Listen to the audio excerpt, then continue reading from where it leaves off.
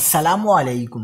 کالے شیشے والی گاڑی سے یونیورسٹی بس کی ٹکر، طالب علم اغوا، جامعہ کراچی میں جلاؤ گھیراؤ، ہنگامہ آرائی۔ کیا آپ حالات حاضرہ سے آگاہی حاصل کرنا چاہتے ہیں؟ خبر کے پیچھے چھپے اصل حقائق جاننا چاہتے ہیں تو ابھی سبسکرائب کیجئے جلمل پاکستان کو اور ساتھ ہی گھنٹی کے نشان پر کلک کر دیں۔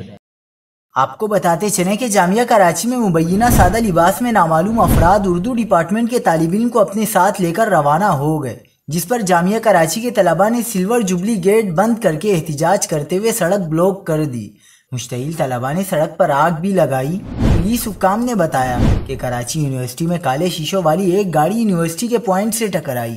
حادثے کے بعد جھگڑا ہوا جس میں مار پیٹ بھی کی گئی۔ حکام کا کہنا تھا کہ کچھ دیر بعد سادہ لباس میں چند افراد پہنچے اور مبینہ طور پر جھگڑے میں ملوث طالب علم ثاقب کو اپنے ساتھ لے گئے۔